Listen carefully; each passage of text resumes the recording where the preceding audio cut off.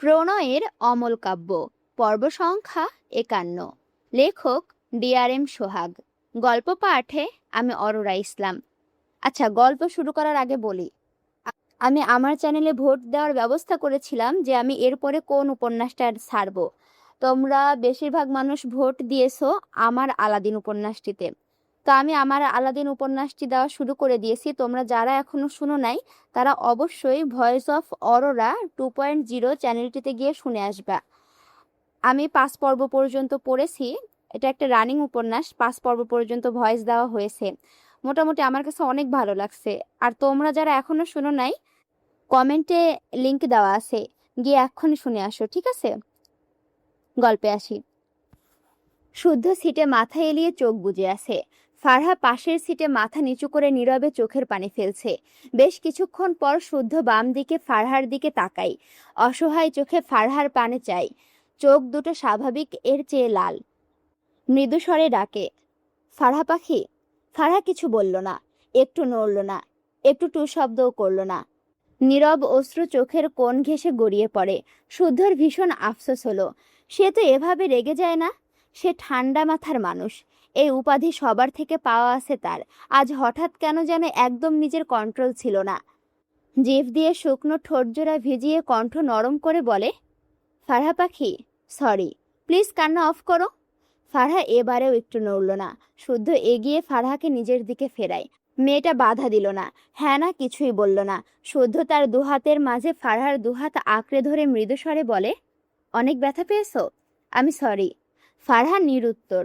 শুদ্ধ ফারহার মাথা থেকে হিজাব পিনগুলো খুলে দেয়, তবে মাথা থেকে কাপড় নামালো না। কিছুটা আলগা করে ফারহার মাথা উঁচু করে ধরে। কাঁদতে কাঁদতে চোখের মুখের অবস্থা বেহাল। এখনো চোখ বেয়ে পানি পড়ছে, তবে কোনো শব্দ নেই। শুদ্ধর বুকে চিনচিনে ব্যথা উঠল। চোখ নামিয়ে ফারহার গলা দেখার চেষ্টা করলো। ফারহা জড়বস্তুর মতো বসে আছে। শুদ্ধ ফারহার গলায় নজর করলে দেখল জায়গায় জায়গায় লাল হয়ে আছে। শুদ্ধর দম বন্ধ লাগলো। চোখ বুজে বহু কষ্টে দুটো ঢোক গিলল। চোখ তুলে ফারহার দিকে তাকাই। ফারহার চোখ বন্ধ। শুদ্ধ তার ডান হাত তুলে ফারহার গলায় স্পর্শ করে। কেন যেন কাঁপছে তার হাত। ফারহা শিউরে উঠল, কিন্তু একটা কথা বলল না। শুদ্ধ অসহায় কণ্ঠে বলল, ফারহা পাখি, আমি সরি, আমি না বুঝে করে ফেলেছি। কথা বলো প্লিজ। আমার মাথা কাজ করছিল না। ওই ছেলেটাকে তোমার কাঁধে কেন জায়গা দিলে? আমি ব্যথা পেয়েছি। তোমার ব্যথার দাগ আছে, আমার ব্যথার দাগ নেই। বাট বিলিভ মি ফারহা পাখি, এখনো বুকে ব্যথা করছে। তবুও আমি সরি। তোমাকে বুঝিয়ে বলা উচিত ছিল। আর এত রেগে যাব না, সরি। ফারহা পাখি, কথা বলো, আমাকে বকো, আই প্রমিস আমি তোমাকে কিচ্ছু বলবো না। এই ফারহা, ব্যথা পাই আমি তোমার তেজ না দেখতে পেলে। ফারহা নিরুত্তর। শুদ্ধ তার দুহাতে ফারহার দুহাতও ধরে বেহিসাব চুমু আঁকলো। একটু এগিয়ে গিয়ে কপালে ঠোঁট আলতো স্পর্শ দেয়। এরপর দুহাতের আজলায় ফারহার মুখটা নিয়ে করুণ স্বরে বলে, এই ফারহা পাখি, সরি তো, প্লিজ কথা বলো। আচ্ছা, ওই ছেলেটাকে কেন তোমার কাঁধে মাথা রাখতে দিলে বলো? তুমি জানো না আমার ফারহা পাখি জাস্ট আমার? সেখানে অন্য কেউ ভাগ বসালে আমি কিভাবে মেনে নিব? একটু কথা বললে কি হয়? একটুখানি না হয় ব্যথা দিয়েছি, মেরে ফেলিনি তো। অত সাহস নেই তো পাখি, কথা বলো প্লিজ। ফারহা নীরব, স্তব্ধ, যেন বোবা। শুদ্ধ ছটফট করে। ফারহাকে ছেড়ে তার সিটে শরীর এলিয়ে দিয়ে চোখ বুজে নেয়। ডান হাতটা চোখের ওপরে রাখে। কিছুক্ষণ পর গাড়ি থেকে বেরিয়ে দোকান থেকে একটা মলম কিনে আনে। এরপর ফারহার দিকে এগিয়ে গেলে ফারহা আতঙ্কিত চোখে তাকায় শুদ্ধর পানে। কিছুটা সিটিয়ে যায় দরজার দিকে। শুদ্ধ দেখল তার দৃষ্টিতে বিস্ময়। ফারহা তাকে ভয় পাচ্ছে। কথাটা মনে মনে আওড়াতে বুকে চিনচিনে ব্যথা হলো। ফারহা মাথা নিচু করে কুঁকড়ে বসে আছে। শুদ্ধ মাথা নিচু করে দীর্ঘশ্বাস ফেলে। হাতের মলমটা ফারহার কোলের উপরে রেখে মৃদুস্বরে বলে, এটা লাগিয়ে নাও। ফারহা নিশ্চুপ। শুদ্ধ প্রায় মিনিট 5 ফারহার পানে নীরবে চেয়ে রইল। এরপর আবারও বলে, ফারহা পাখি, এটা লাগিয়ে নাও। আরও মিনিট 5 অতিবাহিত হয়। কোনো সাড়া নেই ফারহার। শুদ্ধর দৃষ্টির নড়চড় নেই। আবারও বলে, ফারহা পাখি, আমার কথা শোনো। 2 মিনিট পেরিয়ে যাওয়ার পরও যখন ফারহার কোনো রেসপন্স পেল না, তখন শুদ্ধ রেগে গাড়ির স্টিয়ারিংয়ে লাগাতার 4টে পাঞ্চ মারে। ফারহার দিকে চেয়ে দাঁতে দাঁত চেপে বলে, এমন তেরা মেয়ে আর কারো কপালে না জুটুক। সহ্যের সীমা পার করে ফেললো আমার। এই মেয়ে, কথা কানে যায় না? তামাশা করছি আমি? ফারহা কেঁপে ওঠে, গাল বেয়ে অবাধ্য অশ্রু গড়িয়ে পড়ে। তাকে নিয়ে শুদ্ধ ভাই কত বিরক্ত। কথাটা ভাবতেই কি ভীষণ কান্না পাই। তবে কান্নাগুলো গিলতে না পারলেও শব্দগুলো গিলে নেয়। শুদ্ধ আবারও ধমকে বলে, কি হলো? কথা কানে যায় না? মলম লাগাতে বলেছি আমি। ফারহা কাপা হাতে মলমটা নেয়, এরপর ধীরে ধীরে মলমের মুখ ছুটিয়ে নেয়, এরপর দুর্বল হাতে এলোমেলোভাবে গলায় মলম লাগিয়ে নেয়। শুদ্ধ শীতল চোখে চেয়ে রইল ফারহার দিকে।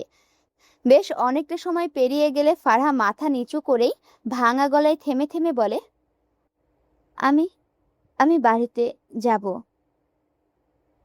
শুদ্ধ ফারহার থেকে চোখ সরিয়ে নেয়, কোনো কথা না বলে গাড়ি স্টার্ট দেয়। ফারহা জড়বস্তুর মতো চুপ করে বসে রইল, থেকে থেকে কেঁপে উঠছে এতক্ষণ কান্নার ফলে। ফারহার বাসার সামনে শুদ্ধ গাড়ি থামায়। ফারহা 1 সেকেন্ড সময় নষ্ট করলো না, দ্রুত গাড়ি থেকে বেরিয়ে পড়ে। শুদ্ধ ভুরুকুসকে দেখলো ফারহার কাজ কারবার। সেও দ্রুত পায়ে গাড়ি থেকে বেরিয়ে এগিয়ে গিয়ে ফারহার সামনে দাঁড়ায়। ফারহা দ্রুত কয়েক পা পিছিয়ে যায়, মাথা তুলল না। শুদ্ধ চোখ বুজে শ্বাস ফেলে, এরপর ফারহার উদ্দেশ্যে নরম কণ্ঠে বলে, সরি, তুমি ঠিক হয়ে যাও, কথা বলো ফারহা পাখি। ফারহা নিরুত্তর। শুদ্ধ দুপা ফারহার দিকে এগোলে ফারহা ভীত চোখে তাকায় শুদ্ধর দিকে। শুদ্ধর পা থেমে যায়। ফারহা তাকে ভয় পাচ্ছে। ব্যাপারটা শুদ্ধর একদমই হজম হচ্ছে না। কি যে অসহায় লাগলো নিজেকে। শুদ্ধ নিজের অশান্ত মনকে সামলে ফারহার দিকে এগিয়ে গিয়ে নরম গলায় বলে, ফারহা পাখি, ভালোবাসি, আমাকে ভয় পাচ্ছ কেন? আমি আর এভাবে রাগ দেখাবো না, প্রমিস করছি তো। Please be normal. ফারহা মাথা নিচু করে নেয়। শুদ্ধর চোখে মুখে অসহায়ত্ব। পেছন থেকে ফাইজের গলা পেয়ে শুদ্ধ পিছু ফিরে তাকায়। ফারহা তার ভাইকে দেখতে পেয়ে শুদ্ধর পাশ কেটে দ্রুত পায়ে হেঁটে গিয়ে ফাইজকে জড়িয়ে ধরে ফুপিয়ে ওঠে। ফাইজ তবদা খেয়ে যায়। ফারহা তো এমনটা করে না সাধারণত। এমন প্রথম তা নয়, কিন্তু নর্মাল কোনো কিছুতে মেয়েটা এমন অদ্ভুত বিহেভ করে না। ফাইজ শুদ্ধর দিকে তাকালে দেখলো শুদ্ধর দৃষ্টি ফারহার দিকে। ফাইজ তীক্ষ্ণ চোখে শুদ্ধর দিকে কিছু সময় চেয়ে থাকে। শুদ্ধ চোখ তুলে তাকালে ফাইজের সাথে চোখাচোখি হয়। ফাইজ ভারী অবাক হলো। শুদ্ধকে স্বাভাবিক লাগলো না। মুখ জুড়ে কেমন অসহায়ত্ব, তেমনি চোখ দুটো কেমন যেন হালকা লাল লাগলো, যা স্বাভাবিক নয়। এদের মধ্যে কিছু হয়েছে? ঝামেলা তো চলতেই থাকে, এ তো নতুন নয়। কিন্তু দুজনের কারো অবস্থায় তো এত শোচনীয় হয় না। ফাইজ চিন্তিত হলো। শুদ্ধর থেকে দৃষ্টি সরিয়ে ফারহার মাথায় হাত বুলিয়ে বলে, কি হয়েছে ফারহা, কাঁদছিস কেন? ফারহা কোনো কথা বলল না, নিঃশব্দে তার ভাইয়ের শার্ট ভেজালো, যেন বড় ভাইয়ের কাছে নীরব অভিযোগ সঁপে দিচ্ছে। ফাইজ ফারহার মাথা তুলে বোনের চোখ মুখ মুছে দিল। ফারহা তার লালিত চোখ জোড়া ভাইয়ের পানে নিবদ্ধ করে রাখে। ফাইজ ভীষণ অবাক হয়। ফারহা তো এভাবে কাঁদে না সাধারণত। আদুরে সুরে বলে, কি হয়েছে ফারহা বোন? শুদ্ধ কিছু বলেছে? শুধু একবার বল, ওর পিঠে ছাল তুলে নিব আমি। আমার বোনকে এভাবে কাঁদিয়ে পার পাবে না কেউ। ফারহা নাক টানলো, তার ভাইকে ছেড়ে মাথা নাড়িয়ে ছোট করে বলে, কিছু না। কথাটা বলে বাড়ির দিকের পথ ধরে। ফাইজ ফারহাকে কিছু বলল না। শুদ্ধর সামনে দাঁড়িয়ে বলে, কি করেছিস আমার বোনের সাথে? শুদ্ধ অসহায় চোখে ফারহার পানেই ছিল। ফাইজের কথায় দৃষ্টি ঘুরিয়ে আনে, ঢোক গিলে বলে, তোর বোন ভালো না রে, আমার জীবনটা শেষ করে দিল। ফাইজ চোখ ছোট ছোট করে বলে, আচ্ছা তাহলে ওর জন্য ছেলে দেখছি, এমনিতেও ও বড় হয়ে গিয়েছে, বিয়ে দিতে হবে। শুদ্ধ চেঁচিয়ে বলে, আবার আমার বউকে অন্যের ঘাড়ে দিতে চাইছিস? নিজেই বললে আমার বোন ভালো নয়, তো কি করব? শুদ্ধ রেগে বলে, তোর বোন এই পৃথিবীতে সবচেয়ে খারাপ মেয়ে হলেও ওই আমার বউ হবে। তোর বোন যেমন তেমন বলতে পারবো না আমি? বালগুলো, হয়েছেটা কি তোদের? কি করেছিস আমার বোনের সাথে? যা ইচ্ছা করেছি, কিন্তু তোর বোন আমাকে কষ্ট দেওয়ার জন্য কি শুধু আমার কলিজাটাই খুঁজে পাই? শুদ্ধর কথাটা কেমন যেন শোনালো। ফাইজ কি বলবে বুঝে পায় না। এরা এমন কেন? বিয়ের আগে একে অন্যের জীবন ভেজে ভেজে খাচ্ছে, বিয়ের পর যে কি করবে সেটা ভেবে ফাইজ কুল পায় না। শুদ্ধ সিরিয়াস হয়ে বলে, আমি খুব তাড়াতাড়ি ফারহাকে আমার বউ করতে চাই ফাইজ।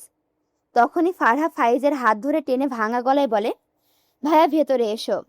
ফারহা মূলত একটু দূরে আড়াল হয়ে দাঁড়িয়েছিল। শুদ্ধর লাস্ট কথাটা শুনেই এগিয়ে এসেছে। ফারহার কথা শুনে ফাইজ শুদ্ধ দুজনেই ফারহার দিকে তাকায়। শুদ্ধ ভুরু কুঁচকে চেয়ে আছে ফারহার দিকে।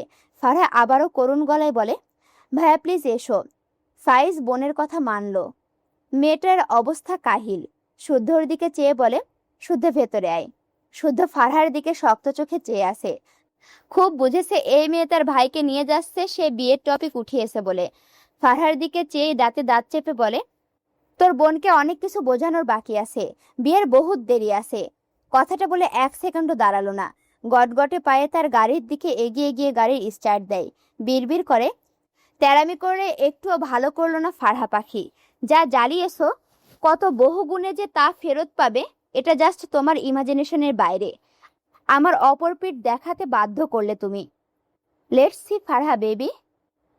আচ্ছা, এইবার দৃশ্যপট সেই স্কুলে গেল, বুঝছো? অন্তরা মায়রার ম্যাডাম, সে ছাত্রী। যে কয়দিন দেখা হয়েছিল তাতে তো তাদের মধ্যে এই সম্পর্কটাই বিদ্যমান। সেখানে মায়রা ছাত্রী হয়ে তার ম্যাডামের মুখে সালাম শুনে সালামের উত্তর আর করতে পারল না। অন্তরা মৃদু হেসে বলে, সালামের উত্তর দেওয়া কিন্তু ওয়াজিব মায়রা। মায়রা জিভ দিয়ে ঠোঁট ভিজিয়ে মিনমিন করে সালামের উত্তর নিল। তার ভীষণ অস্বস্তি হলো। অন্তরা জিজ্ঞেস করে, কেমন আছো মায়রা? মায়রা মাথা তুলে অন্তরার পানে চাই। ডান দিকে মাথা কাত করে জোরপূর্বক হেসে বলে, জি আলহামদুলিল্লাহ ম্যাম, আপনি কেমন আছেন? আলহামদুলিল্লাহ, আমিও ভালো আছি। কথাটা বলে অন্তরা এদিক ওদিক তাকিয়ে মায়রার দিকে তাকায়। এরপর বলে, আমাকে 10 মিনিট টাইম দেবে মায়রা? তোমার সাথে কোথাও বসে একটু কথা বলতাম। মায়রা ভীষণ অবাক হয়, তার সাথে ইনার কি কথা? মায়রার মনে পড়ে সেই দিনের মারের কথা, আবার বেঞ্চের উপরে দাঁড়িয়ে রেখেছিল সে কথা। ভীষণ মন খারাপ হয়ে গেল। সেখানে তার 3টে ফ্রেন্ড হয়েছিল, যদিও একদম নতুন ফ্রেন্ড, তবুও সে মিশে গিয়েছিল। তাদের সাথে আর দেখা হলো না। ক্লাসের সবাই তাকে দেখে হেসেছিল। মাথা নিচু করে আর চোখে ইরফানকে খুঁজল। তার দ্বারে দুঃখ এসে হাজির হয়েছে, সেই জন্য বোধহয় তার অনুসন্ধানী চোখ জোড়ায় ইরফানকে খুঁজল খুব করে। অভিমানও হলো, তাকে ছুটির পর কেন দাঁড়িয়ে থাকতে হয়? সে কেন অপেক্ষা করবে? ইরফান আগে থেকে তার জন্য অপেক্ষা করবে না কেন? মায়রার অভিমানী মনে ভাবনা এসে ভিড় জমায়। অন্তরা তো ইরফানের ফ্রেন্ড, সে রিলেটেড কিছু জানতে পারবে কি? অন্তরার ডাকে ভাবনা থেকে বেরিয়ে আসে, ম্যাডামকে কিভাবে নিষেধ করবে সে? কিন্তু তাকে নিতে ইরফান আসবে যে। গলা ঝেড়ে বলে, ম্যাম, আমাকে নিতে আসবে যে। অন্তরা মৃদু হেসে বলে, আমি 10 মিনিটের বেশি টাইম নিব না মায়রা, পাশে একটা ক্যাফেতে বসবো, আসবে প্লিজ? মায়রা না করতে পারল না, সম্মতি দিল অন্তরার কথাই। এগিয়ে গেল অন্তরার পাশে হেঁটে হেঁটে। কলেজের পাশে একটি ক্যাফেতে মায়রা আর অন্তরা সামনাসামনি বসেছে। মায়রা উসখুস করছে, তার মনে হয় ইরফান আর অন্তরার মধ্যে একটা ব্যাপার আছে, কিন্তু কি এটা সে বুঝতে পারে না। এতদিন বেশ কৌতূহল হতো, আজ হয়তো একটু হলেও বুঝতে পারবে। এটা ভেবে একটু ভালো লাগছে। তেমনি মায়রার চিন্তা হচ্ছে ইরফানকে নিয়ে। তাকে তো নিয়ম করে কলেজ গেটের বাইরে বেরোতে নিষেধ করে দেয়, সেখানে সে কলেজ থেকে বেরিয়ে ক্যাফেতে এসে বসেছে। কি যে করবে তাকে ভেবে ঘাম ছুটে যায় মায়রার। ম্যাডামকে তো মুখের ওপর না বলা যায় না। তাছাড়া মায়েরারও কৌতূহল আছে। সব মিলিয়ে কৌতূহল অস্থিরতাকে ঘিরে মায়রা বসে রয়েছে অন্তরার সামনাসামনি। অন্তরা মায়রার জন্য পাস্তা আর তার জন্য 1 কাপ কফি অর্ডার করে। অন্তরা মায়রাকে জিজ্ঞেস করলে মায়রা প্রথমে না সূচক মতামত জানালেও অন্তরা মানে না, নিজে থেকে মায়রার জন্য পাস্তা অর্ডার করে। এরপর মায়রার উদ্দেশ্যে বলে, মায়রা আই এম সরি। মায়রা বিস্ময় দৃষ্টিতে তাকায় অন্তরার দিকে। তাকে সরি কেন বলছে? লাস্ট দিন তাকে যেভাবে মেরেছিল এই জন্য? ভাবনার মাঝে অন্তরা তার 2 হাত বাড়িয়ে মায়রার হাত দুটো আঁকড়ে ধরে। মায়রা অবাকের ওপর অবাক হয়। অন্তরা অনুতপ্ত স্বরে বলে, আমি ভীষণ সরি মায়রা। লাস্ট দিনে আমি তোমার সাথে যে বিহেভ করেছিলাম এর জন্য তুমি মনে কষ্ট নিও না মায়রা। আসলে আমি ভীষণ ডিস্টার্ব ছিলাম, এর ফলে কি করেছিলাম। I am sorry Myra, please forgive me Myra. Myra বিস্ময় দৃষ্টিতে তাকায় অন্তরার দিকে। সে কথা বলতে ভুলে গিয়েছে, কি বলবে বুঝতে পারছে না। অন্তরা উঠে এসে মায়রার পাশে চেয়ারে মায়রার মাথায় ডান হাত রেখে বলে, তুমি আমার ছোট বোনের চেয়েও ছোট। আমার আর একটা বোন হবে মায়রা। আমি সেই দিনের জন্য খুব সরি মায়রা। আমি জানি তোমার কোনো দোষ ছিল না, আমি ভুল করেছি। তুমি প্লিজ আমাকে ক্ষমা করো, নয়তো আমি একটুও শান্তি পাচ্ছি না। মায়েরা ভীষণ অস্বস্তিতে পড়েছে। ম্যাডাম হয়ে স্টুডেন্টের কাছে এভাবে কেউ ক্ষমা চায়? মায়েরা নড়ে চড়ে বসে। অন্তরা মায়রাকে চুপ দেখে অসহায় কণ্ঠে ডেকে ওঠে, মায়রা। মায়রা অস্বস্তিতে ঘেরা মনে দ্রুত বলে ওঠে, ম্যাম আপনি এভাবে বলছেন কেন? আমি কিছু মনে করিনি, এসব ভুলে যান। প্লিজ এভাবে বলবেন না, আমি তো আপনার অনেক ছোট। তুমি সত্যি কিছু মনে করনি তো মায়রা? আমি সরি বোন, আমার ভীষণ গিল্টি ফিল হয়, তুমি প্লিজ আমায় ক্ষমা করো। মায়রা অন্তরার হাত ধরে বলে, সিসি বারবার আপনি এভাবে বলবেন না প্লিজ, এসব ভুলে যান, আমি ভুলে গিয়েছি। অন্তরা মায়রার মুখের দিকে তাকালো। মেয়েটা সত্যিই খুব ভালো, এত কিছুর পরও কি সুন্দর হেসে কথা বলছে তার সাথে। অন্তরা মায়রার গালে হাত দিয়ে বলে, তুমি খুব মিষ্টি মেয়ে মায়রা। মায়রা মৃদু হাসলো। সেই প্রথম দিনে যেমন তাকে হেল্প করেছিল, খুব সুন্দর ব্যবহার করেছিল, আজ তেমন অন্তরাকে পেয়ে মায়রার চোখ মুখ উজ্জ্বল হয়। কিছু একটা ভেবে আমতা আমতা করে প্রশ্ন করে, ম্যাম একটা কথা বলি? অন্তরা মৃদু হেসে বলে, তুমি তো আমাদের কলেজে পড়লে না, এখন আর ম্যাডাম নেই তোমার, আমাকে আপু ডাকবে কেমন? মায়রার ভীষণ ভালো লাগে, এমনিতেই সে মিশুক স্বভাবের, তার সাথে যদি এমন মানুষ পাওয়া যায় তাহলে তো মায়রার কথাই নেই। ঘন ঘন মাথা নেড়ে বলে, জি জি অবশ্যই আপু, আমার এসবে জড়তা নেই, আর ভুল হবে না, একেবারে আপুই ডেকে দিচ্ছি। কেমন লাগলো আপু? অন্তরা মায়রার চঞ্চলতায় হেসে ফেলল। এ তো তার বোনের থেকে আরো কয়েকশো ধাপ ওপরে মনে হলো। মায়রা চবারও বলে, আপু একটা কথা বলি। বলো। মায়রা ইতস্তত করে বলে, আপনার আর আপনার বন্ধুর মাঝে কি কোনো প্রবলেম আছে? অন্তরার মুখ থেকে হাসি মিলিয়ে যায়, ঢোক গিলে নেয়। সে বুঝতো তাকে ইরফানের কথা জিজ্ঞেস করছে মায়রা। আবারও মুখে জোরপূর্বক হেসে বহু কষ্টে দুটো শব্দ বের করলো, তোমার বর? কথাটা একটু থামে, এরপর নিজেকে সামলে বলে, সে আমার খুব ভালো ফ্রেন্ড, তার সাথে আমার একটু ঝামেলা হয়েছে। মায়েরা কৌতূহল বশত সাথে সাথে প্রশ্ন করে, কি নিয়ে ঝামেলা? অন্তরা অবাক হয়ে তাকায় মায়েরার পানে। মায়েরা একটু বিব্রত বোধ করলো। অন্তরা মৃদু হেসে বলে, কোনো একদিন বলবো। একদিনে সব গল্প শুনে নিলে পরে কি বলে গল্প করবে? মায়েরার যদিও খুব ইচ্ছে করছে শুনতে, কিন্তু যেচে প্রশ্ন করতে পারলো না। নিজের কাছেই কেমন যেন লাগলো। অন্তরা মায়েরার পাশ থেকে উঠে বলে, তুমি খেয়ে নাও পাস্তাটুকু, আমি একটু ওয়াশরুম থেকে আসছি কেমন? মায়েরা মৃদু হেসে মাথা নেড়ে সম্মতি দেয়।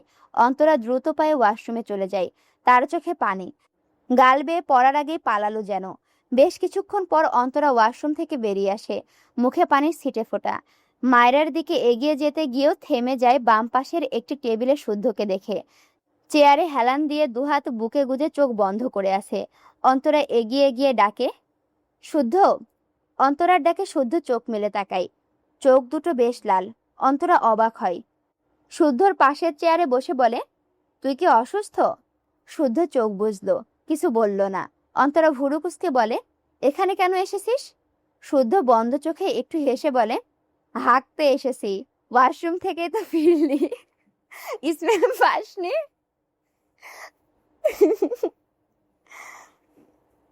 আল্লাহ। অন্তরা চোখ মুখ কুঁচকে নিল, বিরক্তি কণ্ঠে বলল, তুই কি জীবনেও ভালো হবি না? শুদ্ধ চোখ মেলে বলে, আরো ভালো হলে তো তোরা সবাই বেহুশ হয়ে যাবি। আমি ভাই দরদি মানুষ, এত মানুষকে বেহুশ করার ইচ্ছে আমার নাই। অন্তরা রেগে বলে, এখানে কেন এসেছিস?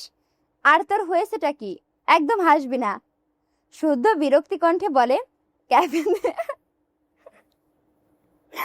কি কথা বলে হাঁকতে এসেছি, যাই হোক আবার পড়ি। ক্যাফেতে মানুষ কেন আসে? পেট ভরাতে আসে, পেট পরিষ্কার করতে তো আসে না। কথাটা বলে শুদ্ধ আবারও আগের ভঙ্গিতে চোখ বুঝলো। এরপর মৃদু স্বরে বলে, তুই কি করছিস এখানে? তোর কি হয়েছে বলবি? তোকে ঠিক লাগছে না। শুদ্ধর কণ্ঠে অসহায়ত্ব, তবে মুখে হাসি। কষ্ট লাগে বাল, জীবনটা এমন কেন? ফারহাটা কেমন যেন, কি যে কষ্ট দেয় ইয়ার, আর ভাল লাগে না। অন্তরা শুদ্ধর দিকে তাকিয়ে ভাবলো কিছু। এর আর ফারহার প্রবলেম কি? সুখে থাকতে ভূতে কিলাই এদের। মৃদুস্বরে বলে, আচ্ছা আমি ফারহার সাথে কথা বলবো, দেখি তোদের কি প্রবলেম। শুদ্ধ সোজা হয়ে বসে হেসে বলে, বলবি সামিয়ার সাথে আমার সামনের মাসের বিয়ে। সামিয়াকে? আমার মায়ের পছন্দ করা শান্তশিষ্ট সুইট একটা মেয়ে, দারুণ একটা মেয়ে, বুঝলি? তুই অন্য মেয়ের প্রশংসা করছিস, আবার ফারহাকে চাইছিস, অদ্ভুত। শুদ্ধ হেসে ভুরু নাচিয়ে বলে, সে তো ইরফান ও তোকে লাইক করতো, বাট ওর দম আটকে যায় মায়েরার জন্য। অন্তরা দীর্ঘশ্বাস ফেলল। শুদ্ধ হেসে বলে, ভালোবাসা একটা ভয়ঙ্কর ওষুধ, এর ধার বিষের চেয়েও তীক্ষ্ণ। পছন্দ তো এই ক্যাফেটাকেও করা যায়।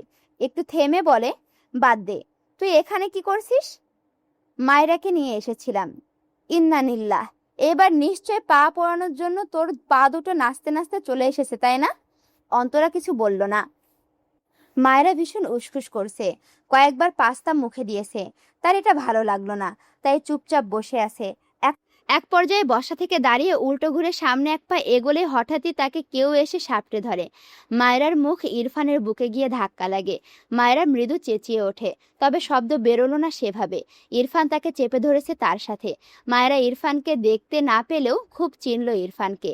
মায়েরা নড়াচড়া করতে গিয়েও করলো না। আজ ভীষণ অদ্ভুত এক কিছু সে শুনতে পায়, ইরফানের হৃদস্পন্দনের টিপ টিপ শব্দ। কেউ অনেক ভয় পেয়ে ছোটাছুটি করলে যেমন হয় ঠিক তেমন। ইরফান বিড়বিড়িয়ে বলে, you are a stupid girl, stupid girl, stupid. মায়েরা নড়ে চড়ে ওঠে। ইরফান নিজেই মায়েরাকে ছেড়ে দুহাতে মায়েরার গাল ধরে মৃদুস্বরে বলে, আর ইউ ওকে? মায়েরা পিটপিট করে তাকায় ইরফানের দিকে। ইরফান মায়েরাকে অক্ষত অবস্থায় দেখে স্বস্তির নিঃশ্বাস ফেলে। হঠাৎই চোখ মুখ শক্ত হয়ে যায়। ডান হাতে মায়েরার গাল চেপে দাঁতে দাঁত চেপে বলে, কলেজ থেকে বেরোতে নিষেধ করিনি? থাপ্পড় খাওয়া শখ জেগেছে? মায়েরা গালে ব্যথা পায়। ইরফানের হাত ধরে তার গাল থেকে সারাতে চায়। ইরফান শক্ত চোখে মায়েরার দিকে চেয়ে। মায়েরা অসহায় চোখে ইরফানের দিকে চেয়ে ছটফট করেন। হঠাৎই ইরফানের হাত শিথিল হলো।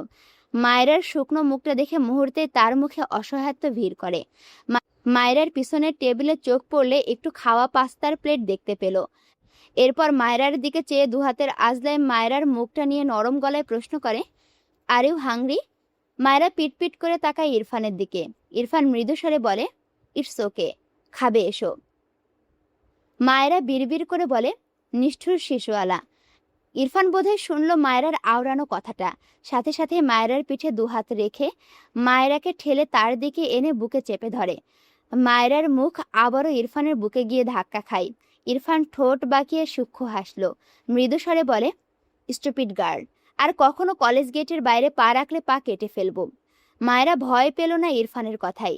ইরফানের গলা ছিল স্বাভাবিক, সে ভয় পাবে কি করে? ইরফান মায়েরাকে ছেড়ে মায়েরাকে চেয়ারে বসিয়ে দেয়।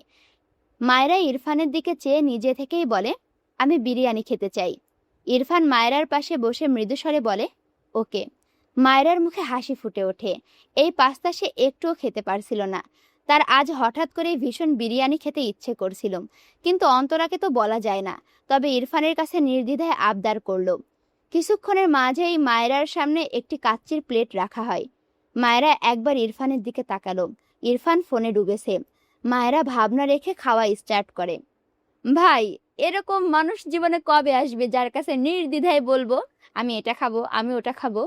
যদিও আমি আমার বড় ভাইয়ের কাছে আমি এইভাবে বলি, ধরো আমি মোবাইলে কাউকে কিছু খাইতে দেখছি কিংবা কিছু পড়ছি, সেখানে কেউ কিছু খাচ্ছে, আমি বলি, ভাইয়া এটা খাবো, ভাইয়া ওটা খাবো, ভাইয়া আমার না খুব এটা খেতে মন যাচ্ছে, ভাইয়া আমার জন্য না এটা নিয়ে আসিস।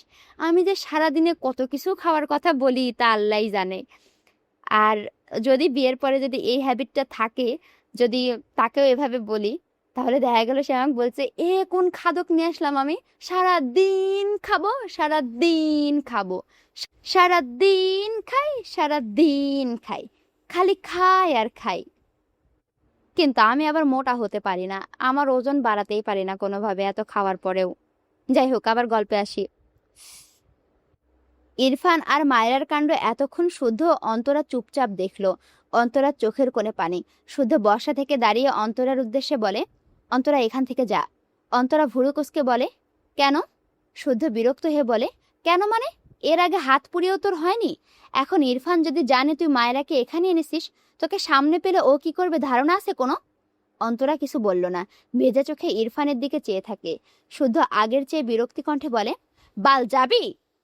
এমনিতে মন মেজাজ ভালো না, এর মধ্যে তুই ভেজাল লাগাস না তো, যা। কোথা থেকে নাসিম এসে অন্তরার হাত ধরে টেনে বলে, এই বেয়াদবাই, কখন থেকে বাইরে দাঁড়ায় আছি? শুদ্ধ চোখ ছোট ছোট করে বলে, তুই কোথা থেকে আসলি? নাসিম অন্তরাকে টেনে নিয়ে যেতে যেতে বলে, পরে বলবো, এখন তুই ইরফানকে ম্যানেজ কর। পারলে বলিস বারবি ডলকে তুই এনেছিস। শুদ্ধ কিছু বলল না। নাসিম অন্তরাকে নিয়ে ইরফান মায়রার আড়ালে রেস্টুরেন্ট থেকে বেরিয়ে যায়। নাসিম এর গাড়ির কাছে এসে নাসিম অন্তরার হাত ছেড়ে দেয়। অন্তরা নাসিমের দিকে তাকালো। নাসিমের দৃষ্টি ক্যাফের ভেতরে বসা মায়রার পানে। অন্তরা নাসিমের দৃষ্টি অনুসরণ করে পেছনে তাকালো। বুঝলো নাসিম এর ভাব। ঘাড় ঘুরিয়ে নাসিমের দিকে তাকায়। বেশ কিছুক্ষণ ভালোভাবে চেয়ে রইল নাসিমের চোখের দিকে। বিস্ময় কণ্ঠে বলে, নাসিম, তোর চোখে পানি। নাসিম মায়রার দিকে চোখ রেখে শব্দ করে হেসে ফেলল। একটু পর মৃদুস্বরে বলে, বারবিডলকে না পাওয়ার আক্ষেপ মিটছে না। অন্তরার মুখ মলিন হলো। তাদের প্রায় সব ফ্রেন্ডেরা এমন খাপছাড়া কেন? নাসিম খুব দ্রুত নিজেকে সামলে অন্তরার দিকে তাকিয়ে বলে, বারবিডলকে কষ্ট দিবি না আর। ও ভীষণ ভালো আর কিউট। আরেকবার ভুলভাল কিছু করলে তোর গলা টিপে মারবো আমি, বেয়াদব। অন্তরা হাসলো। নাসিমের বাহুতে চাপ্পড় মেরে নাসিমকে ঠেলে গাড়িতে উঠে বসে। এরপর মলিন স্বরে বলে, আমায় মানুষ যতটা অমানুষ ভাবে ততটা অমানুষও নই। শুদ্ধ এগিয়ে এসে ইরফানের সামনের চেয়ারে বসে। এরপর মায়রার দিকে চেয়ে বলে, কি সুন্দর করে খাও তুমি মায়রা, হাউ কিউট। আমি ক্রাশ খেয়ে গেলাম গো। মায়েরা সামনে তাকিয়ে খুক খুক করে কেসে ওঠে। ইরফান রেগে তাকায় শুদ্ধর দিকে। শুদ্ধ মিটমিটি হেসে গালে হাত দিয়ে মায়রার দিকে তাকিয়ে বলে, মায়রার সব কিউট, এমনকি খাওয়ার স্টাইলটাও। ইস, আমাদের মতো সিঙ্গেল মানুষদের যত কষ্ট। মায়রা তুমি খাও, আমি একটু আমার চক্ষু শীতল করি। মায়রার মুখের সামনে হাত ভর্তি বিরিয়ানি। বেচারি মুখে নিতে চেয়েছিল। শুদ্ধর কথা শুনে তার হাত আর এগোলো না। এদিকে ইরফান রেগে মায়রার হাত থেকে বিরিয়ানি ফেলে দেয়। এরপর মায়রার হাত ধরে টেনে ক্যাফে থেকে বেরিয়ে যায়। যাওয়ার আগে বিল মিটিয়ে দিয়েছে। মায়রা অসহায় চোখে তার আধ খাওয়া বিরিয়ানিটা দেখল। একবার বলল, আমার বিরিয়ানি। ইরফান মায়রার গলা চেপে রেগে বলে, বিরিয়ানির নদীতে সাঁতার কাটিয়ে আনবো স্টুপিড। ইরফান বাইরে বেরিয়ে একটা পানির বোতল কিনল। এরপর রাস্তার এক সাইডে গিয়ে মায়রার হাত ধুইয়ে দেয়। মায়রা চুপচাপ ইরফানের কর্মকাণ্ড দেখছে। ইরফান মায়রার হাত ধুইয়ে বোতলটা ছুঁড়ে ফেলে। এরপর মায়রার দিকে তাকালে দুজনের চোখাচোখি হয়। ইরফান কিছু বলল না। মায়রার হাত ধরে আরেকটি ক্যাফেতে যায়। সেখান থেকে মায়রার জন্য 10টি বিরিয়ানির বক্স নেয়। লোক দিয়ে তার গাড়িতে রেখে আসতে বলে। মায়রা অবাক হয়ে বলে, এত বিরিয়ানি কেন নিচ্ছেন? ইরফান মৃদু স্বরে বলে, তুমি খাবে। আমি তো এত খেতে পারবো না, নষ্ট হবে সব। এখানে মনে হচ্ছে পুরো বিয়েবাড়ির খাবার নিয়ে যাচ্ছেন। ইরফান মায়রার দিকে শীতল দৃষ্টিতে তাকায়, তবে কিছু বলে না। মায়রার হাত টেনে নিয়ে গাড়িতে গিয়ে বসে। মায়রা ইরফানের দিকে চেয়ে বলে, আপনি এমন কেন করছেন? আমি সত্যি এতগুলো খেতে পারবো না। ইরফান মায়রার কথার উত্তর করল না। সে তার গাড়িটা একটি ফাঁকা জায়গায় নিয়ে সাইড করে। ইরফান মায়রার কোলের ওপরে একটা বিরিয়ানির প্যাকেট রেখে ভুরুকুসকে বলে, নাও স্টার্ট। মায়েরা কিছু একটা ভেবে আর কথা বাড়ালো না। পায়ের জুতো খুলে রেখে সিটের ওপর দুপা তুলে আড়াআড়িভাবে ভাঁজ করে বসে। এরপর মনোযোগ সহকারে খাওয়া স্টার্ট করে। 4টে লোকমা খেয়ে মায়েরা একটু থামে। ভীষণ ঝাল লাগলো, কিন্তু খাওয়া থামালো না। ঝালে নাক মুখ লাল হয়ে গিয়েছে। কিছু মনে পড়তে ঘাড় বাঁকিয়ে ইরফানের দিকে তাকালে দেখলো ইরফান তার দিকে চেয়ে আছে। মায়েরা ভুরুকুসকে জিজ্ঞেস করে, আপনি খেয়েছেন? নো। মায়েরা তার হাতের বিরিয়ানির প্যাকেট ইরফানের দিকে এগিয়ে দিয়ে বলে, আপনি চাইলে এখান থেকে খেতে পারেন। ইরফান মায়রার হাতের বিরিয়ানির প্যাকেটের দিকে একবার তাকায়। দৃষ্টি ঘুরিয়ে মায়রার মুখ পানে তাকায়। মেয়েটার চোখ ভেজা, নাকের পাটা লাল, ঠোঁট জোড়া টকটকে লাল, চারপাশে তৈলাক্ত সাথে ভেজা। ইরফান মায়রার ঠোঁট জোড়ায় দৃষ্টি রেখে মৃদুস্বরে বলে, yeah, I want to eat something. Myra তার হাতে থাকা বিরিয়ানির প্যাকেটে নজর বুলায়। বেশ এলোমেলোভাবে দেখছে। এক পাশ থেকে সুন্দর করে খায়নি, ইচ্ছে করে নয়, আসলে সে এভাবেই খায়। অতঃপর মাথা তুলে বলে, আপনি তো অনেকগুলো বিরিয়ানির প্যাকেট কিনলেন, ওখান থেকে একটা নিন। ইরফানকে চুপ থাকতে দেখে মায়রা তার হাতের প্যাকেট ড্যাশবোর্ডের ওপরে রেখে বলে, আচ্ছা দাঁড়ান, আমি পেছনের সিট থেকে আপনাকে প্যাকেট এনে দিচ্ছি। কথাটা বলে তার সিটে কুঁজো হয়ে দাঁড়ালো।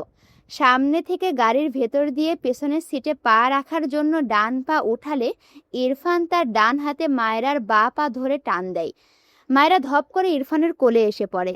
মেয়েটা চেঁচিয়ে ওঠে।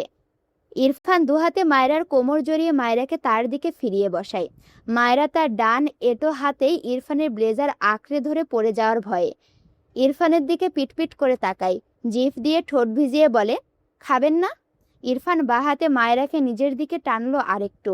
ডান হাত মায়রার গালে রেখে ছোট করে বলে, ইয়া। মায়রা মিনমিন করে বলে, তাহলে আনতে দিচ্ছেন না কেন? ইরফান মায়রার তৈলাক্ত ঠোঁট জোড়ায় দৃষ্টি নিবদ্ধ রেখে ঠান্ডা গলায় বলে, because I want to it delicious chocolate, not biryani. কথাটা বলে মায়রার ঠোঁট জোড়া আঁকড়ে ধরে। মায়রা স্তম্ভিত হয়, তবে ইরফানকে বাধা দেয় না। লজ্জারা ঘিরে ধরলেও সে আগের মতো অস্বস্তি হয় না এখন। তবে মেয়েটা চুপ করে বসে থাকে। প্রায় 1 মিনিট হতে না হতে ইরফান মায়রার ঠোঁট জোড়া ছেড়ে ডান দিকে ঘাড় কাত করে, চোখ বুজে দাঁতে দাঁত চেপে রাখে, মুখ জিহ্বা জ্বলছে। মায়রা ছাড়া পেয়ে ধীরে ধীরে ইরফানের কোল থেকে পাশের সিটে যেতে চায়। তার আগে ইরফান মায়রাকে টেনে ধরে। মায়রা ইরফানের দিকে তাকালে অবাক হয়। ইরফানের চোখ মুখ কেমন লাল, একটু আগেই তো ভালো ছিল। ইরফান দাঁতে দাঁত চেপে বলে, স্টুপিড, কি খেয়েছো? মায়রা ঢোক গিলে, সে তো বিরিয়ানি খেয়েছে। কিছু একটা মনে পড়তেই জিভেই কামড় দেয়। তার এক বান্ধবী তাকে বোম্বাই মরিচ দিয়েছিল। মায়রার তো ঝাল খেতে খুব ভালো লাগে। সে সেই বোম্বাই মরিচ ব্যাগ থেকে বের করে তো বিরিয়ানির সাথে খেয়েছে। তারও ঝাল লেগেছে, কিন্তু বেশি মজা লেগেছে।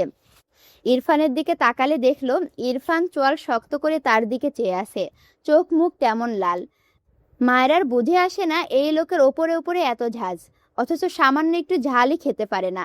মিনমিন করে বলে, আমি আসলে বোম্বাই মরিচ খেয়েছি। হোয়াট? ইরফানের ধমকে মায়রা কেঁপে ওঠে। ইরফান বিরক্তির নিঃশ্বাস ফেলল। রেগে বলে, স্টুপিড গার্ল, আর একবার এসব ফালতু জিনিস খেলে থাপ্পড় দিয়ে সব দাঁত ফেলবো তোমার। মায়রা মাথা নিচু করে মুখ ফুলিয়ে রাখে। তার ভালো লাগে সে খাবে, তার সব পছন্দের খাবার এই লোকের জন্য খাওয়া বাদ দিবে? মাথা উঁচু করে বলে, আমার ভালো লাগে, আমি খাবো। ইরফান চোখ গরম করে তাকায়। মায়রা চোখ নামিয়ে নেয়। ইরফান ঠান্ডা গলায় বলে, okay, I will it to you, wait. কথাটা বলে ইরফান মায়রাকে কোলে নিয়ে গাড়ি থেকে বের হয়। এরপর ব্যাক সিটে মায়রাকে সহ বসে পড়ে। বা হাতে মায়রাকে ধরে রেখে খুব স্বাভাবিক ভঙ্গিতে গায়ে জড়ানো ব্লেজারটা খুলে রাখলো। এরপর এক এক করে শার্টের বোতাম খুলতে থাকে। মায়রা চোখ বড় বড় করে তাকায়। ইরফানকে ঠেলে বলে, কি করছেন? আমি আর খাবো না, খাবো না। ইরফান মায়রাকে শক্ত করে ধরে মায়রার দিকে চেয়ে ঠান্ডা গলায় বলে, but I will eat you. কথাটা বলে মায়রাকে ইরফান তার বাঁ পাশে বসিয়ে দেয়, তার দিকে ঘুরিয়ে। ইরফানের গাড়ির এসি চলছে না। এটা সে মায়রাকে নিতে আসার সময় দেখেছে। হয়তো কোনো প্রবলেম হয়েছে, ঠিক করতে হবে। মায়রার কলেজ ছুটি হয়ে যাওয়ায় এটা ঠিক করাতে পারেনি। গরমে ইরফানের অবস্থা নাজেহাল। ডান হাতে শার্টের বোতাম খুলতে খুলতে বাঁদিকে ঘাড় বাঁকিয়ে মায়রার দিকে একবার তাকায়। মায়রা ভরকানো মুখে ইরফানের দিকে চেয়ে আছে। ইরফান ডান দিকে ঘাড় বাঁকিয়ে ঠোঁট বাঁকিয়ে একটু হাসলো। 2 সেকেন্ডের মাঝে নিজেকে স্বাভাবিক করে নেয়। বিড়বিড় করে, স্টুপিড গার্ল। ইরফানের সবগুলো শার্টের বোতাম খোলা শেষ। মায়রা এটা দেখে বসা থেকে খানিকটা উঁচু হয়ে দ্রুত পেছন দিকে সরতে চায়, কিন্তু পায়ের সাথে বোরখা বেঁধে গিয়ে ঠাস করে পড়ে যায়। ব্যাক সিটে রাখা বিরিয়ানির প্যাকেটগুলোর ওপর গিয়ে ঠাস করে মায়রার পিঠ ধাক্কা খায়। প্যাকেটগুলো সব ফেটে ভেতরে থাকা বিরিয়ানি ছড়িয়ে ছিটিয়ে যায়। মায়রা চেঁচিয়ে ওঠে। ইরফানের কথাটা হয়তো কবুল হয়ে গিয়েছে। সত্যি সত্যি মায়রা বিরিয়ানির মাঝে সাঁতার কাটার মতো অবস্থা। বিরিয়ানিতে মায়রার পেছন অংশ মাখামাখি হয়ে গেল। কিছুটা ছিটকে মায়রার পেটের দিকেও আসে। ইরফান হতভম্ব। একে কি করা উচিত? দ্রুত মায়রার হাত ধরে টেনে তোলে। গাড়ির অবস্থা বেহাল। ইরফান মায়রার সামনে থেকে বিরিয়ানি ঝেড়ে ফেলে দেয়। এরপর মায়রাকে আবারও তার কোলে বসিয়ে মায়রার পিঠ বরাবর নজর করল। মায়রার সাদা হিজাবের পিছনের অবস্থাও কাহিল। ইরফান মায়রাকে তার দিকে ফিরিয়ে চরম হতাশার শ্বাস ফেলে শান্ত কণ্ঠে বলে, তুমি বড় হবে না, এটা ঠিক করেই নিয়েছো, রাইট? মায়রার অবস্থা নাজেহাল। বেচারির দ্বারা শুধু অঘটনই ঘটে। ইরফানের শান্ত কণ্ঠে মায়রা একটু অবাক হয়। ভেবেছিল তাকে গাড়ির ভেতর থেকে কিক মেরে বাইরে পাঠিয়ে দেবে। কিছু না বলে স্বস্তির নিঃশ্বাস ফেলল মায়রা। আর চোখে ইরফানের দিকে তাকায়। এরপর চোখ নামিয়ে মিনমিন করে বলে, আমি তো বড়ই। ইরফান অদ্ভুতভাবে তাকায় মায়রার দিকে, যেন অবাস্তব কিছু শুনছে। হতাশার শ্বাস ফেলল, কিছু বলল না। ইচ্ছে তো করছে এর গাল দুটোয় থাপড়াতে থাপড়াতে ছাল তুলে দিতে। বিরক্ত হয়ে সিটে মাথা এলিয়ে চোখ বুঝল। মায়েরা একটুখানি মাথা তুলে ইরফানের দিকে তাকায়। জিভ দিয়ে ঠোঁট ভিজিয়ে বোঝার চেষ্টা করে লোকটার কি হলো। ইরফানের বন্ধ চোখ, কপালে অসংখ্য ভাঁজ। মায়েরা চোখ নিচে নামাতে গিয়ে চোখে পড়ল ইরফানের শার্টের বোতামগুলো খোলা, শার্টের দুপাশে দুদিকে গিয়ে ছড়িয়ে গিয়েছে। ইরফানের খোলা বুক মায়েরার মুখ বরাবর। মায়েরা কেমন করে যেন তাকিয়ে থাকে সেই দিকে। সে শুনেছিল ছেলেদের বুকে লোম থাকে, দেখেছিলও তো, রাস্তার অনেককে দেখেছিল, কিন্তু ইরফানের বুকে একটা লোমও খুঁজে পেল না। ইরফানকে তার ভীষণ অদ্ভুত লাগে। বেশি অবাক লাগলো লোকটার হাতে পায়ে বেশ ভালোই লোম, অথচ বুকে নেই। মায়েরার এত অদ্ভুত লাগে।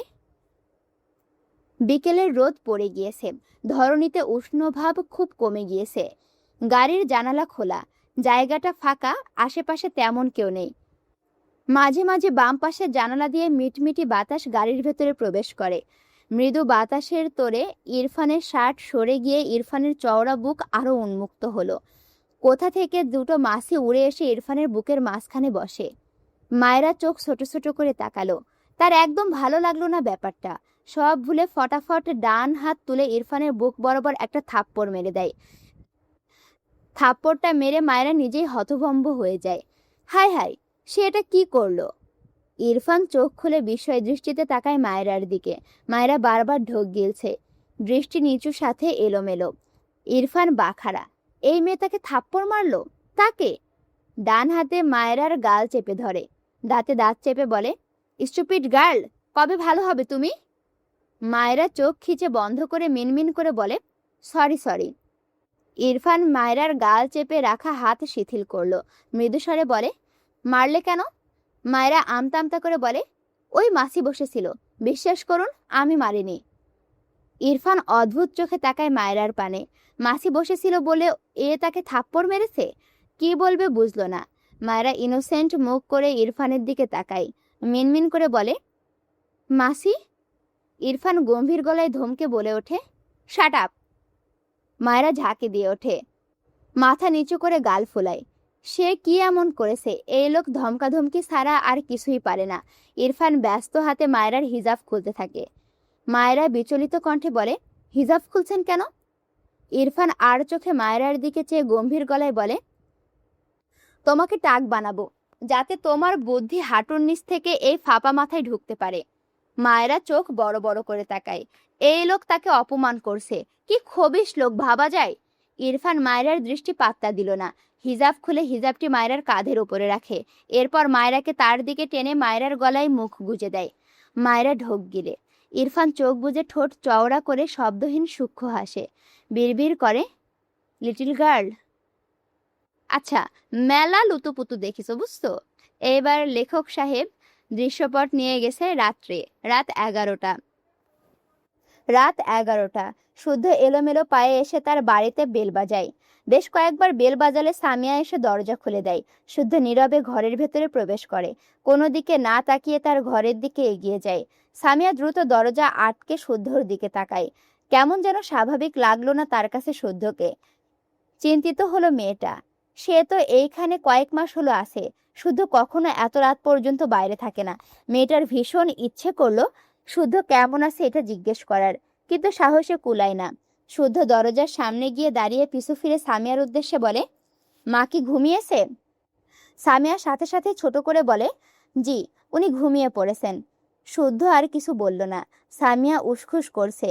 শুদ্ধর অবস্থা জানতে মূলত বেচারির এই অবস্থা।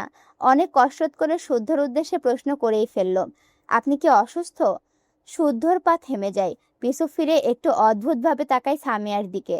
সামিয়া শুদ্ধকে তাকাতে দেখে মাথা নিচু করে নেয়। থেমে থেমে বলে, দুঃখিত, আসলে আপনারও চোখ অনেক লাল, তাই। শুদ্ধ তার ঘরে যেতে যেতে বলে, এক কাপ চা দিয়ে যাও আমার রুমে।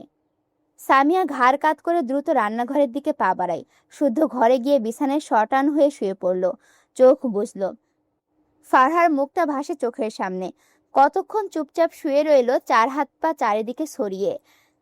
হঠাৎই মনে পড়ল ফারহার গলা চেপে ধরায় যে দাগ হয়েছিল, সেই দাগটা চোখের সামনে ভাসতে আবারও দম বন্ধ লাগলো। হঠাৎই শোয়া থেকে বসে গায়ের জোরে বেডের কোনায় একটা পাঞ্চ মারে। নিজের ওপর ভীষণ রাগ হচ্ছে, আবার ফারহার ওপর। সামিয়া দরজার সামনে এসে শুদ্ধকে এভাবে দেখে কিছুটা ভীত হয় মেয়েটা। এমনিতে সে কোনো ছেলের সামনে যেতে ভীষণ সংকোচ করে, তবে শুদ্ধর সামনে ত্রিনা বেগম তাকে জোর করে পাঠাতো। তাই খুব সামান্য জড়তা কাটিয়ে শুদ্ধর সাথে কথা বলতে পারলো। কিন্তু শুদ্ধর এমন রাগ দেখে মেয়েটাকে আবারও জড়তা ঘিরে ধরে। শুদ্ধর চোখ দরজার দিকে পড়লে দেখলো সামিয়া ভীত চোখে তার দিকে চেয়ে আছে। শুদ্ধর কেন যেন হাসি পায়। হেসেও ফেলল ছেলেটা। এই মেয়ে তাকে দেখে ভয় পাচ্ছে কেন, অদ্ভুত। ফারহাও তাকে দেখে ভয় পাচ্ছিল।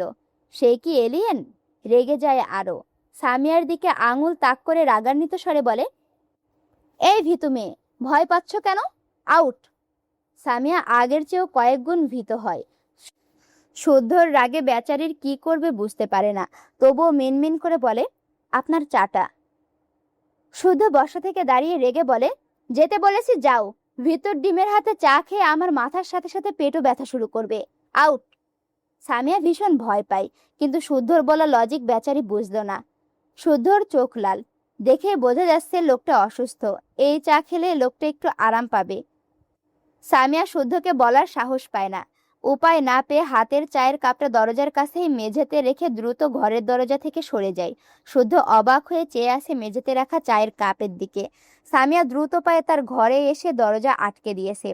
শুদ্ধ কি করবে বুঝল না। চাটা প্রয়োজন। এগিয়ে এসে চায়ের কাপটা তুলে নেয়। দাঁড়িয়ে দাঁড়িয়ে চাটা শেষ করলো। স্বাদ নতুন নয়। সামিয়া এ বাড়িতে আসার পর সামিয়ার হাতে চা বেহিসাব খাওয়া হয়েছে শুদ্ধর। আচ্ছা, এবার দৃশ্যপট যাচ্ছে ফারহার কাছে, বুঝছো? ভাইয়া, শুদ্ধ ভাইকে একটা কল করবে। ফাইজ তার ঘর থেকে বেরিয়েছিল। ফারহাকে টলতে দেখে ফাইজ অবাক হয়ে বলে, তোর কি হয়েছে ফারহা? ফারহা লালিত চোখ জোড়া টেনে তুলে ভাইয়ার দিকে তাকায়। দুর্বল কণ্ঠে বলে, শুদ্ধ ভাই কেমন আছে একটু শুনবে ভাইয়া? ফাইজ ফারহার কপাল চেক করলো। মেয়েটার জ্বরে গা পুড়ে যাচ্ছে। ফাইজ দ্রুত ফারহাকে এক হাতে আগলে নিয়ে ফারহার ঘরের দিকে নিয়ে যায়। ফারহা ঘাড় বাঁকিয়ে বলে, শুদ্ধ ভাইকে একটা কল করো না ভাইয়া। তুই আগে ওষুধ খা, এরপর করছি, গায়ে তো অনেক জ্বর। ফারহা কিছু বলল না। ফাইজ ফারহাকে ওষুধ খাইয়ে দেয়। ফারহা আবারও ফাইজের কাছে আবদার করে। ফাইজ ফারহার পাশে বসলে ফারহা ভাইয়ের কাঁধে মাথা রাখে। ফাইজ তার বোনের মাথায় হাত বুলিয়ে দিতে দিতে শুদ্ধকে কল করে। হ্যাঁ বল, কেমন আছিস? তোর বোন যেমন রাখলো তেমনই আছি। ডাইনি বোন বানিয়েছিস। একদম আমার বোনকে নিয়ে উল্টাপাল্টা কথা বলবি না। শুদ্ধ বিরক্ত হয়ে বলে, কেন কল করেছিস? ফাইজ মৃদু স্বরে বলে। ফারহাটার আর বলতে পারল না। শুদ্ধ মাঝখান থেকে বলে ওঠে, তোর বোন আমাকে বিয়ে করতে চায় না, বুঝিস নাই? ওকে বল আমি আমার মায়ের পছন্দ করা মেয়েকেই বিয়ে করব। ওর তেরামি নিয়ে ওর জীবন কাটাক। কথাটা বলেই কল কেটে দেয় শুদ্ধ। ফাইজ আবারও কল ব্যাক করে। কল রিসিভ হয় না। ফারহা ফাইজের ফোন নিয়ে নিজে নিজেই কল দিতে থাকে। তৃতীয়বার দিলে ও পাশে শুদ্ধর ফোন সুইচ অফ বলে। ফারহার চোখ থেকে পানি গড়িয়ে পড়ে। কিছু না বলে চুপ করে বেডে গিয়ে ডান কাত হয়ে শুয়ে পড়ল। ফাইজ অসহায় হয়ে বসে রইল। ফারহা কুকড়ে শুয়েছে। ফাইজ ফারহার গায়ে কাঁথা দিয়ে দিল। ফারহার মাথায় হাত রেখে মৃদুস্বরে বলে, শুদ্ধ রেগে আছে। ওকে রাগাস কেন বলতো? শান্তশিষ্ট ছেলেটা, রেগে গিয়ে এমন করছে, ঠিক হয়ে যাবে। ফারহার বন্ধ চোখের পাতা বেয়ে জল গড়ায়। নিজেকে সামলে ভাঙা গলায় বলে, তোমাদের ছেলেদের কত রাগ ভাইয়া। আমি যেখানে ইচ্ছে করে কিছু করিনি, তাতেই কত রাগ শুদ্ধ ভাইয়ের। রেগে গিয়ে তো আমাকে বলতে গিয়েও থেমে গেল। গলায় ভীষণ ব্যথা আছে এখনো, তবে তার ভাইকে বলতে চাইল না এসব। এড়িয়ে গিয়ে বলে, শুদ্ধ ভাই যেদিন থেকে বুঝেছে আমার তাকে ভালো লাগে, সেদিন থেকে আজ পর্যন্ত অন্য মেয়েদের নিয়ে আমার সাথে খুবই মজা করে। আমি মেয়ে বলে বুঝি আমার রাগ থাকতে নেই, কষ্টও থাকতে নেই, অভিমানও থাকতে নেই? আর আমি একদিন আমার অনিচ্ছায় কি করলাম তাতেই আমাকে। আবারও থেমে যায়। কাঁথার ভেতরে মুখ নিয়ে নিঃশব্দে চোখের পানি ফেলে। ফাইজের খারাপ লাগলো। শুদ্ধ মজা করলেও তার বোন তো সত্যিই কষ্ট পেত। এই যে এখন সেই মেয়েকে বিয়ে করতে চাইলো, জানে এমনি বলছে, তবুও তো ফারহা কষ্ট পাচ্ছে। ঠিক যেমন ফারহা অভিমান করে বিয়ের ব্যাপারে এড়িয়ে যেতে চাওয়ায় শুদ্ধ রেগে আছে। সত্যিই তো তার বোন মেয়ে বলে কি রাগ নেই? কাল দিনের আলো ফুটুক আগে। তার বোনকে কষ্ট দেওয়ায় ওর পিঠের হাড় ভাঙবে। তার মাকে নয়তো ইনায়াকে ফারহার সাথে থাকতে বলবে। সেই জন্য দ্রুত ঘর থেকে বেরিয়ে গেল। শুদ্ধ নামাজ পড়ে বেডে শুয়ে পড়ে। ভীষণ মাথা ব্যথা করছে, শরীর খারাপ লাগছে। বেশ কিছুক্ষণ পর থেকে ছেলেটা হাঁসফাঁস করে, বারবার এপাশ ওপাশ করে। দুহাত ভাঁজ করে এক পা আরেক পায়ের উপরে রেখে ঘন ঘন শ্বাস ফেলে। ফ্যানের বাতাসে যেন কুঁকড়ে যায়, চোখ মেলে তাকাতে পারে না। বিড়বিড় করে, আমার ফারহা পাখি, আমার বউ, আমার ফারহা পাখি। ফারহা সরি, ফারহা পাখি। সামিয়া তার ঘর থেকে বেরিয়ে এসেছে মূলত শুদ্ধকে রাতের খাবার দিতে। শ্রীনা বেগম ঘুমিয়েছে। সে ছাড়া আর কে খেতে দিবে শুদ্ধকে? রাগ দেখালে দেখাবে না হয়, মানুষটা না খেয়ে থাকবে ভাবলেই কেমন যেন লাগে। সামিয়া শুদ্ধর ঘরে উকি দিলে অবাক হয়। ঘরের লাইট জ্বালানো, আর শুদ্ধ কেমন যেন কুঁকড়ে আছে। ভালোই গরম পড়ছে। তাহলে লোকটা এভাবে ঘুমিয়েছে কেন? সবচেয়ে বড় কথা, এত গরমে এসি থাকতে ফ্যান কেন দিয়েছে? ফ্যান দিয়েও কুঁকড়ে আছে। সামিয়া এগিয়ে এসে শুদ্ধর পাশে দাঁড়ায়। শুদ্ধ কি যেন বিড়বিড় করে। সামিয়া অভিজ্ঞ চোখে শুদ্ধর দিকে তাকিয়ে কিছু বুঝলো যেন। ডান হাত বাড়ায় শুদ্ধর কপালের দিকে, যদিও ভীষণ ইতস্তত বোধ করছে। এসব রেখে কাপা হাতে শুদ্ধর কপাল স্পর্শ করলে হাতে যেন ছ্যাঁকা খায়। অনেক গরম কপাল। বুঝলো শুদ্ধর অনেক জ্বর এসেছে। দ্রুত এগিয়ে গিয়ে ফ্যানের সুইচ অফ করে দিল। এরপর শুদ্ধর গায়ে কাঁথা জড়িয়ে দেয়। শুদ্ধ বোধহয় একটু আরাম পেল। সামিয়ার ভীষণ খারাপ লাগলো। হাসি খুশি মানুষদের অবস্থা শোচনীয় হলে সত্যিই খুব খারাপ লাগে, কিন্তু সামিয়ার খারাপ লাগার মাত্রা যেন অনেক বেশি। শুদ্ধর শুকনো মুখটা দেখে 18 বছর বয়সী সামিয়ার চোখের কোণে পানি জমে। হাঁটু মুড়ে শুদ্ধর মাথার কাছে বসে। কাপা কাপা বা হাতে শুদ্ধর চুলের ভাঁজে হাত চালায়। বিড়বিড় করে, আপনার সকল কষ্ট আমার হোক। আপনি সকল দুঃখ কষ্ট ভুলে খুব ভালো থাকুন সাহেব। রাত 12টার কাছাকাছি। ইরফান ফেরেনি। মায়েরার ঘুম আসছে না। মন খারাপ লাগছে মেয়েটার। ইরফান থাকলে যে মায়েরার সাথে বসে গল্প করতো এমন নয়, তবে ইরফানের উপস্থিতি ঘরে থাকলেই মায়েরার বোধহয় ভীষণ ভালো লাগতো। এই ঘরের মাঝে তার ছটফট লাগলো। বিড়বিড় করে ইরফানকে ধুয়ে দিল। রাত বিরাতে ভালো মানুষেরা কখনো বাইরে থাকে না। এই লোক তো খবিশ, ভালো তো নয়, এই জন্য বাড়ি ফিরছে না। মায়েরার এটাই কথা। বেশ অনেকক্ষণ পর মায়েরা ঘর থেকে বের হয়। এই ঘরে বেশি খারাপ লাগছে, ভাবলে একটু ছাদে যাবে। আজ ইনায়াকে খুব মনে পড়লো। এখন ইনায়া থাকলে সে আর ইনায়া দুজন একসাথে যেতে পারতো। রিতা ও আরো দুজন কাজের মেয়ে, ওরা সবাই ঘুমিয়ে গিয়েছে। মায়েরা একা একাই পিট পিট করে ছাদের দিকে এগোলো। ছাদের দরজায় পা দিয়ে মায়েরা এদিক ওদিক তাকায়। অতটাও অন্ধকার নয়, চাঁদের মিটিমিটি আলো ছাদ জুড়ে ছড়িয়ে পড়েছে। মায়েরার একটু ভয় ভয় লাগলো, তবে পাত্তা দিল না। ভয়কে তাড়িয়ে ছাদের মাঝখানে গিয়ে দাঁড়ায়। রাতের অন্ধকারে মিটিমিটি বাতাস মায়েরার গা ছুঁয়ে দেয়। কি যে ভালো লাগছে তার। গায়ের ওড়না খুলে একপাশে রেখে দিল। খোপা করা চুলগুলো খুলে দিল। এরপর চোখ বুজে দুহাত মেলে একা একাই গোল হয়ে ঘোরে। থেকে থেকে বাতাসের বেগ বাড়ে। মায়েরাকে আলতো ধাক্কা দেয়। মায়েরার মন ভীষণ ভালো হয়। কিছুক্ষণ পর ছাদের অনেকটা কিনারায় গিয়ে দাঁড়ায় মায়েরা। এখন যেন বাতাস গায়ে লাগছে বেশি। মায়েরার মুখে হাসি ফুটে ওঠে। ইরফানের মুখটা ভেসে ওঠে চোখের পর্দায়। ঠোঁটের কোণে লেগে থাকা হাসি চওড়া হয়। মৃদু স্বরে বলে, তুমি আমার শিশুয়ালা, আমি খুব জানি, কিন্তু ধরা দাও না। নিষ্ঠুর শিশুয়ালা কি না? একটু থেমে লম্বা শ্বাস নেয়। এরপর দুহাতের বাহু আড়াআড়ি ভাবে আঁকড়ে ধরে গিয়ে ওঠে। যার কথা ভেবে শিহরণ। এক লাইন গাইতে ইরফান পেছন থেকে মায়েরাকে দুহাতে জড়িয়ে নেয়। মায়েরার বলার পরের লাইন গেয়ে ওঠে, যার কথা ভেবে শিহরণ, যে আমার জীবন মরণ, এলো যেন সে ভালোবেসে ভরে দিতে আজ এ মন। যেন এক নতুন সকাল ভেঙে দিয়ে ঘুমেরই জাল। আর পারি না এই গান আমি, বুঝছো? এতটুকু গেয়ে মায়েরার কানের কাছে মুখ নিয়ে এরপরের থেকে লিরিক্সে শীষ বাজায়। মায়েরা স্তব্ধ হয়ে ইরফানের বুকে শরীরের ভার ছেড়ে দেয়। ইরফান এত সুন্দর গান গাইতে পারে, সে আগে কখনো ইরফানের গান শোনেনি, আজই প্রথম। সে ভাবতো ইরফান শুধু শীষ বাজাতে পারে। কানের কাছে সেই পরিচিত সুরেলা শীষ শুনতে পেয়ে মায়েরার দেহে ক্ষণে ক্ষণে শিহরণ জাগে। আবেশে চোখ বুজে নেয়। যেটুকু তার ভারে দাঁড়িয়েছিল সেটুকু ইরফানের ওপরে ছাড়ে। ইরফান আগলে নিল মায়েরাকে। ঠোঁটের কোণে কিঞ্চিত হাসির রেখা, তবে শীষ বাজানো থামালো না। আসসালামু আলাইকুম রহমতুল্লাহ। কেমন আছো তোমরা সবাই? তোমরা যে পাগল হচ্ছ যে আমি পরের পর্ব কেন দিচ্ছি না, এই যে এত বড় বড় ভিডিওগুলা মানে যেগুলাই আছে 40 মিনিটের ঊর্ধ্বে সেগুলা ভিডিওর মধ্যেই কিন্তু প্রত্যেকটাতে 2টা করে পর্ব দেওয়া আছে।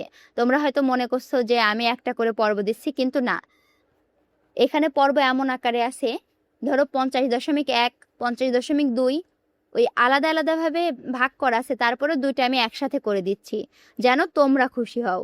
কিন্তু তোমরা তো খুশিই হচ্ছ না, আর খুশি হলে তো বোঝাতে হয় নাকি?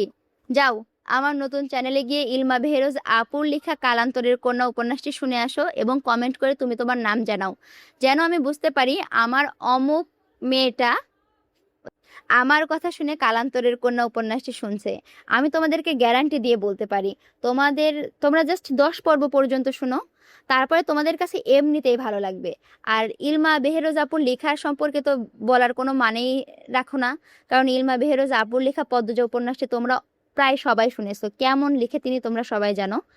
আর তোমরা অনেকেই কমেন্ট করছো আমার সেকেন্ড চ্যানেলটার নাম কি, ওইটার নাম হচ্ছে ভয়েস অফ অরোরা 2.0, বুঝছো? যাও, এখনই গিয়ে কালান্তরের কন্যা উপন্যাসটি দেখে আসো। দেখা হচ্ছে পরবর্তী ভিডিওতে। আমি তোমাদের সাথে আছি, তোমাদের অপ্রিয় পাঠিকা অরোরা ইসলাম। আল্লাহ হাফেজ।